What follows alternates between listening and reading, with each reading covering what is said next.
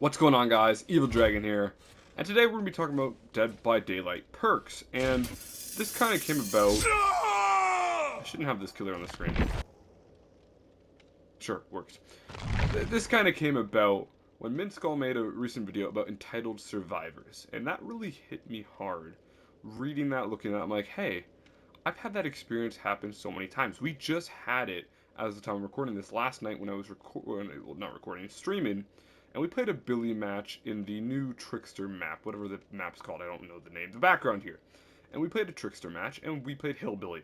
And if anybody knows, that map is definitely, I would say, survivor-sided. It's huge, it's bad for a lot of killers. For Billy, normally a big map like this would be fine for a killer with mobility, such as Billy, but there's so many just random obstacles, such as cars, or, in the shop sector, there's just different boosts everywhere. It makes it hard to traverse.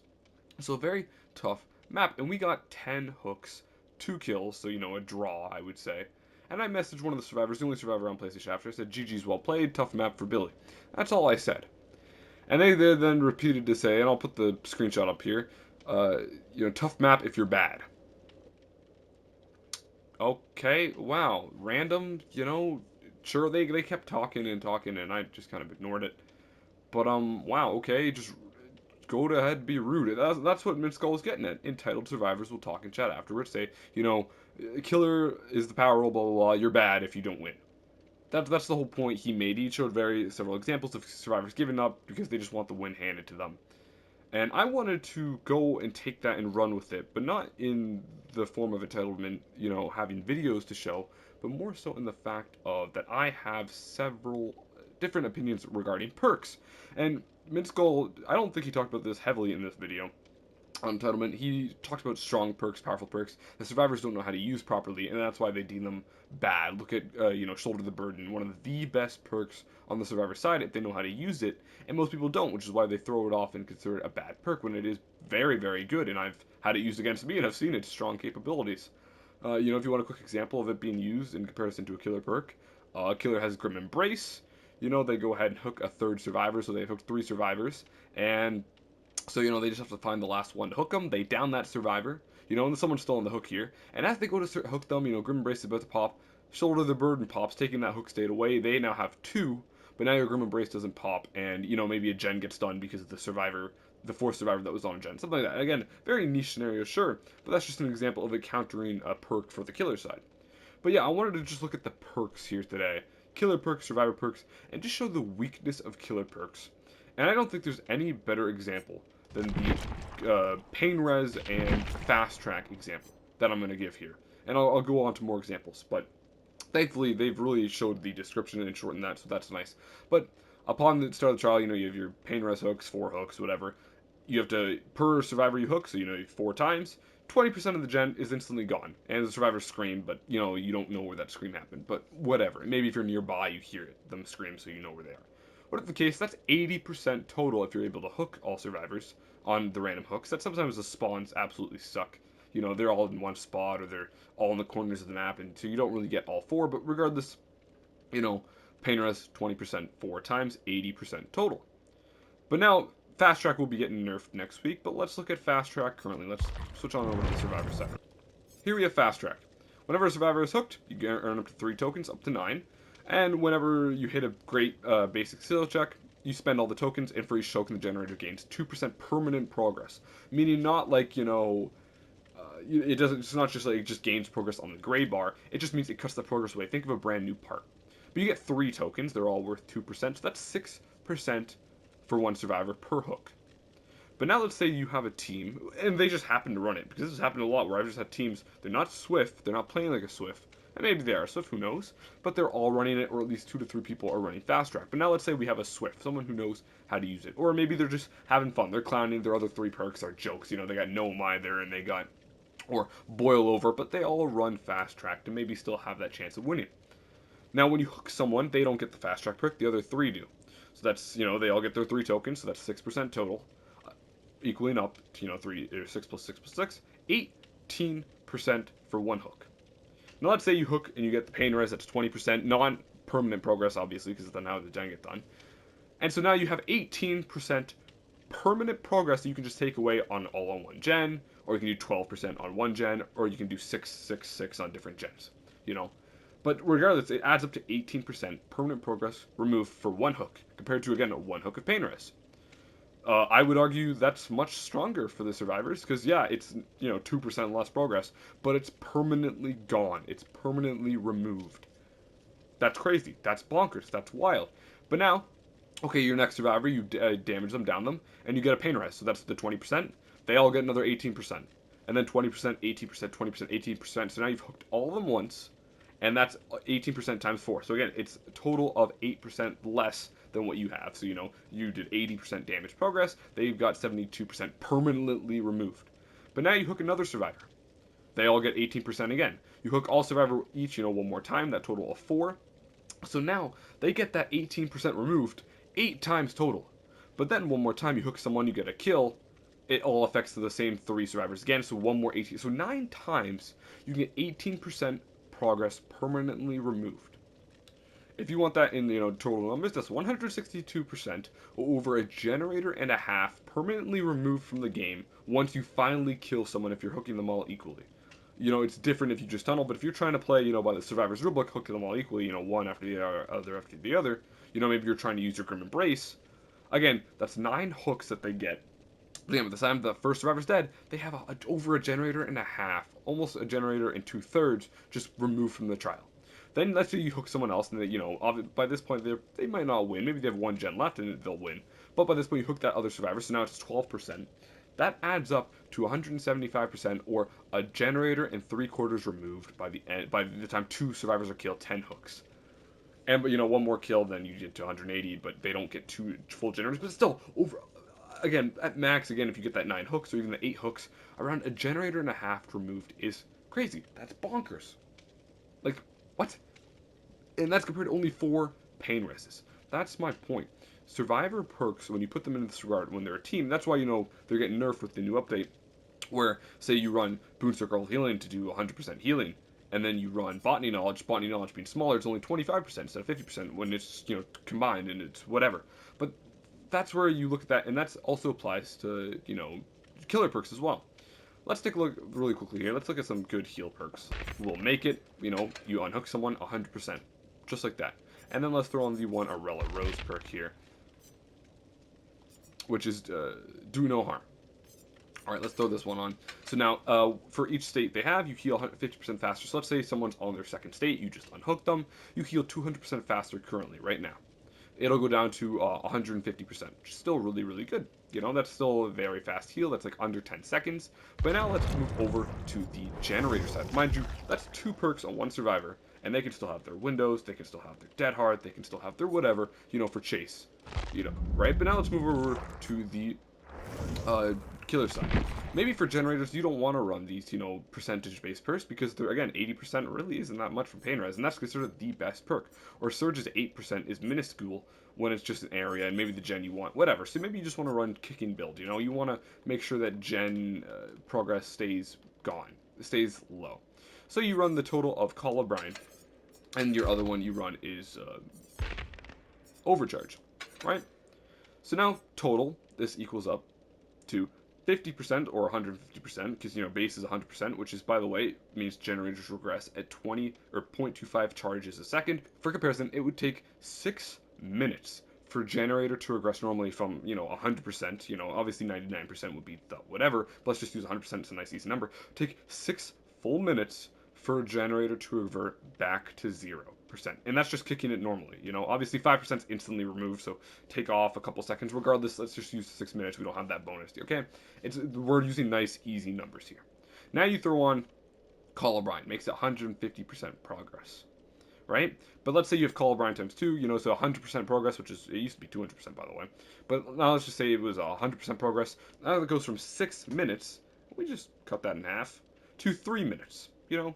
Not too bad, but of course this is 50%, so it's not quite that half charge, it's more like it's in the middle. So it'd be about like 37.5% a charge, for just adding Call of Brine. So again, it's upwards of 2 minutes, it's upwards of 4 minutes, I would say. It's around in there. But now you want to stack that with Overcharge. It goes up to a max after 30 seconds, 130% progress, so you get a total of 180% progress being removed, which in terms of charges So it would still take over roughly 2 minutes for a full gen to go, back to zero with these two perks here. Still take over 2 minutes because base time is 90 seconds. With that, it's still take over 2 minutes here. But now let's put in this new update. And you want to run these two perks if you want to run, let's play Trapper, you want to run Agitation, Iron Grasp to get them in the basement, you run these two perks to help you out. Call of Brine gets hit now to 25%. So instead of being, that just slightly over a 75% charge, now it goes down to 250, give or take, because this goes on 25, so the total after 30 seconds, by the way, this would take priority, it goes up to a total of 255% regression, you know, but again, from 180 down to 155, that's a big jump, especially when that's two of your killer perks that you want to run. When survivors, for their thing, yes, it's each survivor has that two perks for healing, but then they have 14 others combined between them that they can still use. You're the healer, you have two perks, but now you have a survivor who wants to use stealth, you have a survivor who wants to have shoulder the burden, you have a dedicated chase survivor with, Windows, Dead Hard, Vigil, and something else, and then you, again, with their two healing perks, you still have your other stuff. But now here I am, and I want to run a basement build, so I run Agitation instead of Iron Grasp. I just run, and then maybe I still run the Pain Rest, maybe I run the Hex, whatever. But your resources are so limited that these two perks just get nerfed together, and they're a pretty good combo now. I'd definitely say they're a pretty good combo. Kind of equal to that Ruin combined. Except Ruin's one perk, and so yeah, you have that issue between that's two perks compared to again, look at that compared to Fast Track 2, the progress they would save. Wow, it doesn't even matter because yes, these would technically regress faster, right? But they don't have to repair the gen as much. I don't know, but that's just an example of that. Now let's look at some universal perks here as well. And I'm not going to go through all the examples I could give, but I'm going to look at universal perks here. And the one I'm going to be looking at here is Bitter Murmur. There it is. So whenever a generator is completed, you see the auras of all survivors within 16 meters of that generator for 5 seconds. When all generators are completed, you see the auras of all survivors for 10 seconds. Seems solid enough. I mean, if a generator pops, maybe you're mid chase, you get no use, or maybe you have no idea where survivors are right now. You see them within a distance of that generator. For context, that's like Kindred range. It's an okay, solid enough range. You see them for 5 seconds. It can get extended with Lethal Pursuer, but for the most part, 5 seconds is barbecue and chili time. So again, if you're on the other side of the map as well, that's just barbecue and chili, just getting it. Again, you could be in chase. It might just might not get the use of it. But now let's compare that to the, I would say, survivor equivalent, and then you have Dark Sense. Whenever a generator is completed, when the killer gets within 24 meters of you, so that's Kindred and then some, you see their aura for 10 seconds. For 10 seconds. But you don't. So unlike again with a killer, you could be in chase and you lose that time. With a survivor, they just keep that time banked in the back. And yes, if two gens get done, it doesn't stack, sure. But if one doesn't get done, and then you're not in chase and you're working on the next gen, and the killer comes near you, and so you book it, maybe you have sprint burst, you just leave early, you still see them for again around, I would say, 6, 7, 8 seconds, and you have that range on them. And compared to them, where they might not get use out of it. This is 5 times, that's their 5 times, and yes, they see everyone at the end of the game for 10 seconds, but at that point, you could lose. And this is again one perk at a 16. If you're in comms, it's even better because you can make that connection and tell everybody where the killer is and what you see and whatnot. But for them, it's just one perk out of 4 compared to this one, which is clearly much better on the survivor side, right? Another example I could give is Kindred, 16 meters. While you're hooked, all survivors see each other's auras and they see the killer. While another survivor's hooked, only you get that ability of you seeing all the auras and you seeing the killer within 16 meters of the hook. All right, but let's say you are you are hooked, and you use the shoulder the burden aggressively. You use certain perks like reassurance to keep yourself on that hook for longer. You can really abuse this perk to get that range on the killer, to see your friends, all sorts of stuff. Now you compare that to, let's say, again, it's not quite the same for an aura perk, mind you, but let's say barbecue and chili. You hook someone, you see them within 40 meters away. What is that going to do for Trapper? What is that going to do for Ghostface? What is that going to do for the Plague? Now, you're not going to use this perk on them probably because again, yeah, you see them for 5 seconds. Whoop-de-doo. If they have to be 40 meters away as well. By the time you get there, the aura is gone. If they notice you have this through distortion or something, they're just going to ignore it, and they're safe, but they know you have it, so they know to stay closer within that 40 meters there because they lose that token.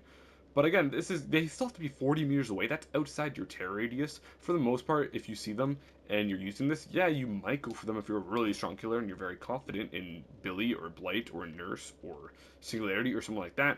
But if you're not, you're just gonna go for someone nearby on a gen nearby, or you see someone already running, or you just see someone, you're gonna go for them. This compare like, and this is a good, I would say, good aura perk, but it's considered one of the best when again they have to be super far away. By the time you get there, their aura's gone. It's a waste, you know. Compared to that use of Kindred that you just get again if you're the one hooked. And again, you can use certain perks. Again, if you're like Minskull said, if you were a good player and you use the perks to your advantage, again, you have the Steve perk, that camaraderie, that makes you stay on hook longer on the second stage. If you have someone else, you shoulder the burden once or even twice. If your friends you have reassurance, one of them, you can definitely abuse Kindred. And again, that's, let's say, so camaraderie 1, Kindred 2, reassurance from one person 3, and then shoulder the burden 4. That's 4 to your 16 perks, so there's still 12 perks to go around that you can still use for chase, healing, other stuff. Compared to your precious 4, and you get barbecue and chili where they have to be 40 meters away, which they can hide in a locker, have distortion, be in a fog vial, all sorts of random stuff that they can do to hide from that. And again, already if you're just too close, you don't see them. And this is considered a solid aura perk, right? This is what I would give an example of a properly powered killer perk. 24 meters around you, you see survivors within 5 seconds.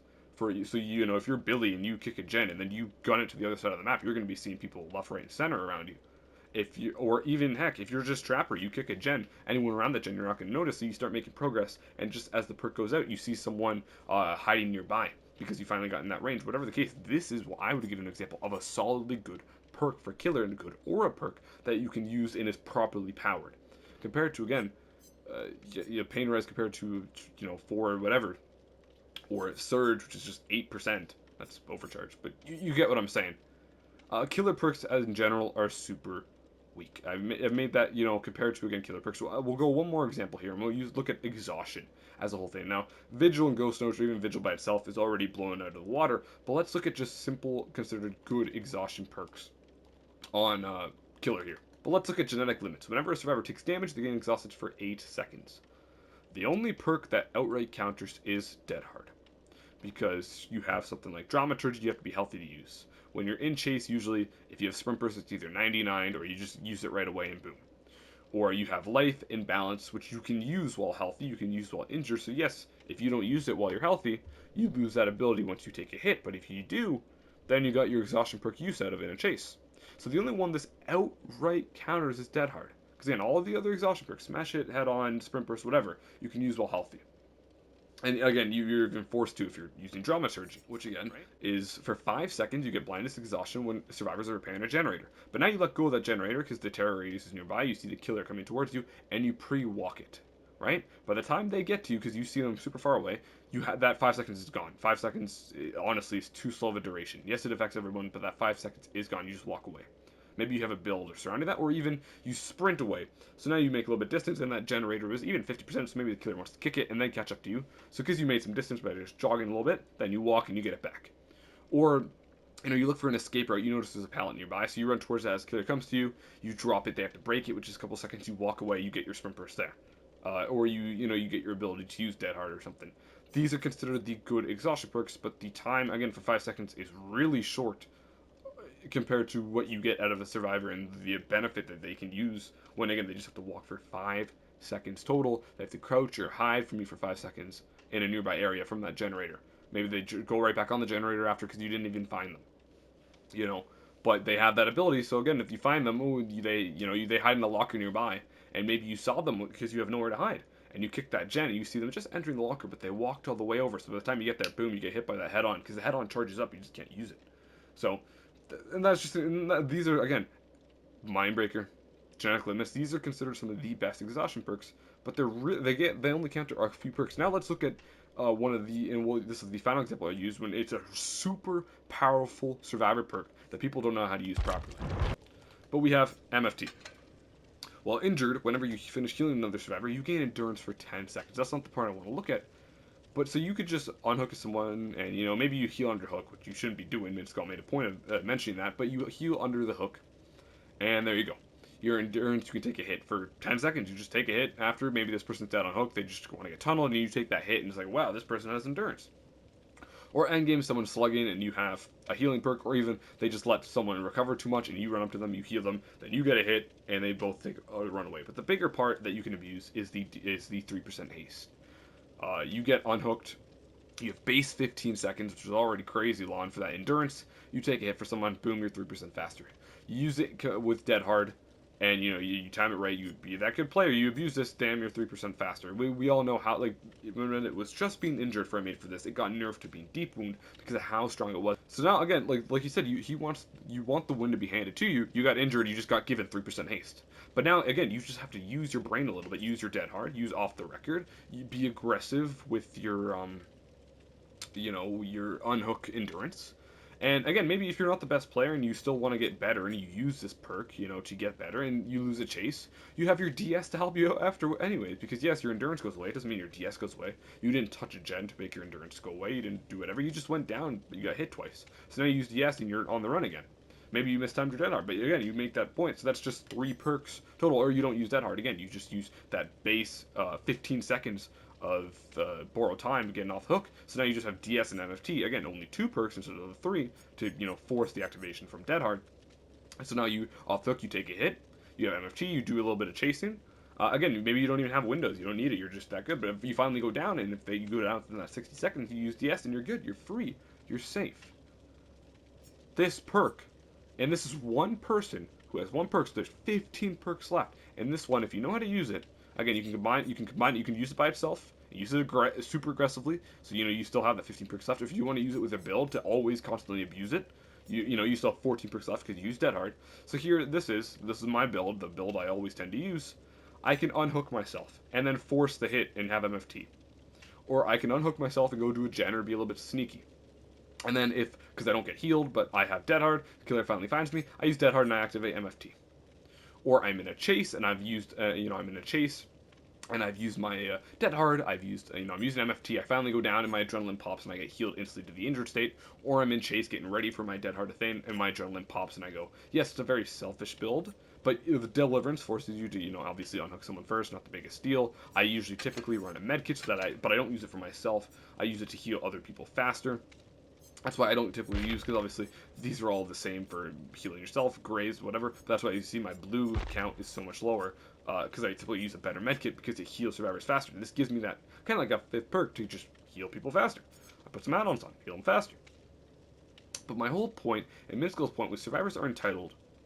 And so it inflates kill rates, and it's why for the Krasu PTB, they wanted to implement anti-camp, anti-slug, anti-tunnel stuff that would have ruined killers, and I would have left this game. I'll say that right now, I would have left the game.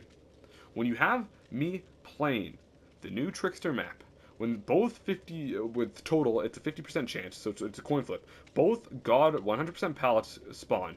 So it means if you drop them, you have to break them in order to keep the chase going. You can't go around them. It's not like a jungle gym where you can barely play around it, but you can still play around it, whatever. You have to break these 100% drop pallets, or else you can't catch a survivor. And so imagine all this other camping stuff or whatever, and I have to deal with that on that map as a killer who has all this stuff in the way, so his power is a lot more limited. And then you get trashed on by survivors saying you're not good enough. Are you kidding me? And then now imagine they had actually updated it. I would have stopped playing the game, and I can say that outright.